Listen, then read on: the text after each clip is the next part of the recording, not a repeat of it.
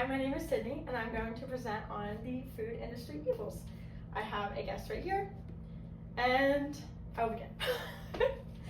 Okay, assuming you go to a grocery store fairly regularly, raise your hand if you know where the products that you buy are sourced from.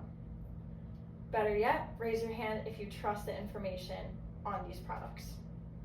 That is exactly what the University of Minnesota asked when they polled 1,022 individuals from the United States.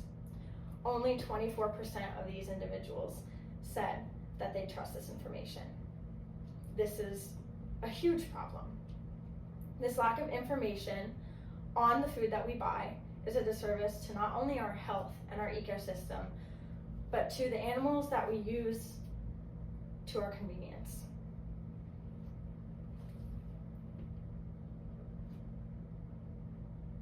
This industry is a profit industry. In this speech, I will discuss how to use mindful adaptations to our lifestyle choices on food, while tackling other issues within the food industry and the evils that are inherent. In 2019, on a summer morning, I was distressed.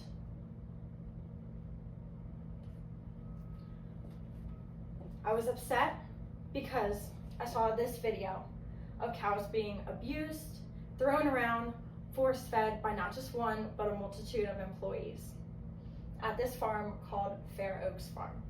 Fair Oaks Farm is a company owned by Coca-Cola, which produces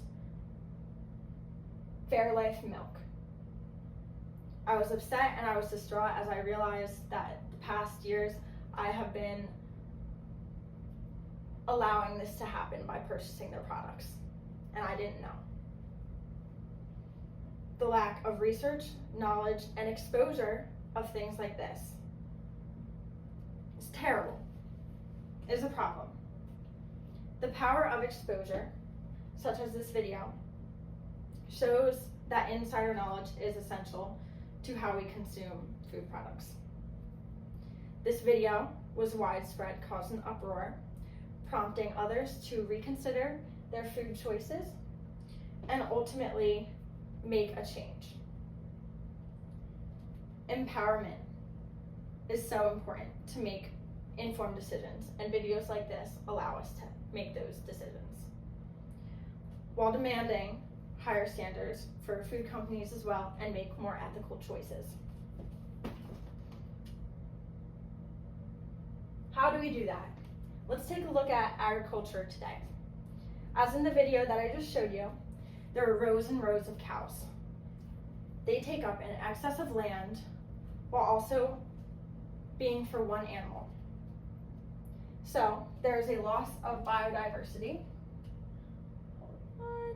There's a loss of biodiversity, as well as an increase in carbon emissions because cows produce a lot of carbon. So that's an increase in greenhouse gases, thus changing the climate.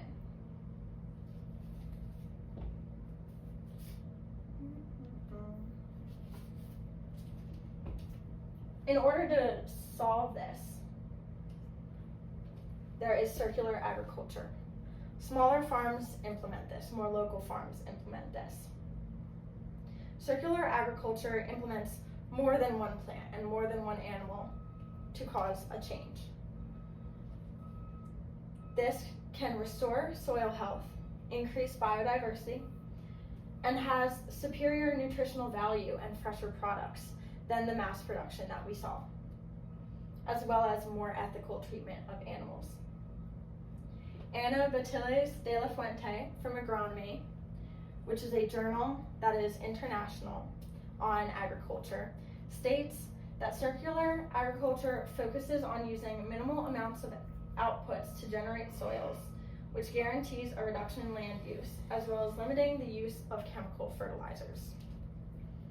So as I just told you, smaller farms, local farms use this more than the mass productions, causing rich nutrients within their foods, having better ethicality, and supports the environment.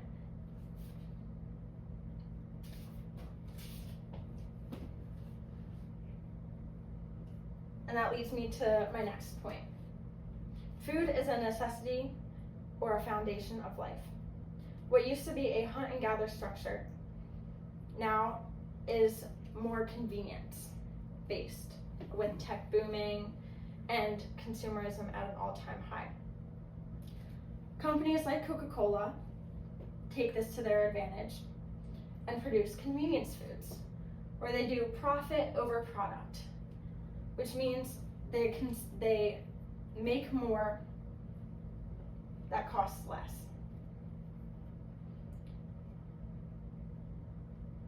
Foods are ultra-processed, laden with salt, sugar, fat. It's cheaper, more convenient, they have a longer shelf life.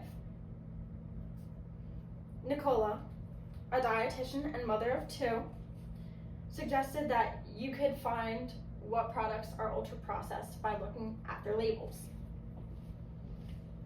Here I have onion rings from Walmart. Let's look at their label. You can tell that foods are ultra-processed by looking at their ingredients. If there's a lot of ingredients, that usually means that it's ultra-processed, especially if you don't really know what ingredients these are. As well as the nutrition facts, we look at the fat, the sodium, and the sugar content. Okay, it's a little bit higher than most, I would say. So this would be an example of an ultra-processed food. We can also look at their long shelf life.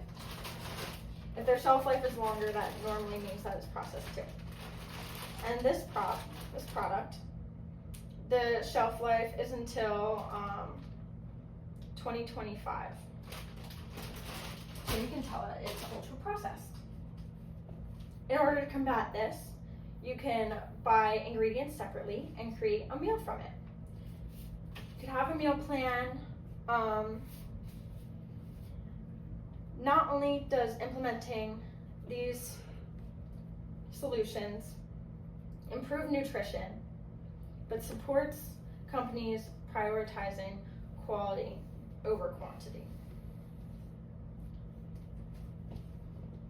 Together, we can combat the evils of the food industry by being mindful of the food that we pick out in the grocery store, advocating for transparency, avoiding ultra-processed products, and supporting smaller, more ethical businesses. Food is a basic necessity for all, so why not choose wisely and eat sustainably? It's your plate and your planet. Let's make it your power. Thank you.